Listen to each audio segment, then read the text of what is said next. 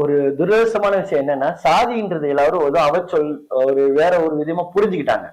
சாதிங்கிறது என்ன இங்க என்னன்னா, இப்ப நம்ம இங்கெல்லாம் தமிழ் குடியில பிறக்கிறோம். பிறக்கிறதுல இருந்து நம்ம மண்ணை விட்டு போற வரைக்கும் எல்லாரும் ஒரு சமூக கட்டுப்பாடு, குலதெய்வம் வேற, கட்டுப்பாடு வேற. ஒரு ஒரு குடும்பத்திலயும் பேர் வைக்கிற குழந்தை பேர் வைக்கிற சம்பவம் ஆரம்பிச்சு, குலதெய்வத்தை திருநீர் பூசுற சம்பவம் ஆரம்பிச்சு, பொம்பளை பிள்ளை வயசுக்கு வந்துட்டு அதுக்கு ஒரு சடங்கு. ஒரு ஒரு சமூகத்துக்கும் திருமணம் தான் அது ஒரு பேட்டர்ன் ஆஃப் சடங்கு.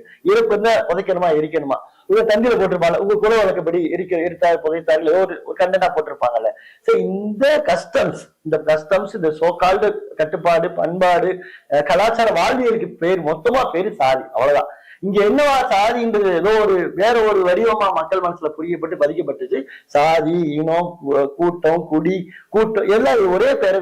கலாச்சார பண்பாடுகளுக்கு பேர் தான் சாதியை தவிர சாதி என்று தனியா ஒரு பொருளோ இல்ல வேற ஒரு சாதியை ஒழிக்கணும்ன்ற விஷயமா கிடையாது. சாதியை ஒழிக்கணும்னா என்ன அர்த்தம்? இன்டைரக்டா என்ன அர்த்தம்னா, நம்ம வாழ்ற கலாச்சாரத்தை ஒழிக்கிறதுன்னு அர்த்தம், நம்ம வாழ்ற பண்பாட்டை ஒழிக்கிறதுன்னு அர்த்தம். சோ அதனால சாதிங்கிறது இங்க அவசியமான நான் பண்பாடை நான் சொல்றேன். நம்ம அரசியலவர்கள் ஆதரவு கொடுக்குது. நான் பெருமையானவன், நான் தேவேந்திரன், நான் பறையன், நான் அருந்ததியன், நான் முக்குலத்தோர், நான் தேவர், நான் நாடா, நான் செட்டியார் போலாம் சொல்ற பெருமை எல்லா சமூகம் சொல்லிக்கிற முடியும். எல்லாருக்கும் வரலாறு இருக்குது. எல்லாம் அப்ப பெருமையை சொல்லிக்கிற முடியும்.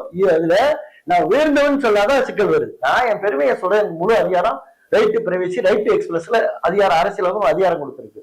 சோ அதனால சாதிங்கிறது ஒரு அது வந்து மக்கள் தவறா புரிஞ்சுக்கிட்ட மாதிரி ஒரு அவசர பயிற்சியை தவிர அது ஒரு பண்பாடு கலாச்சாரம், அது அவசியம் என்னோட கருத்து. அவ்வளவுதான்.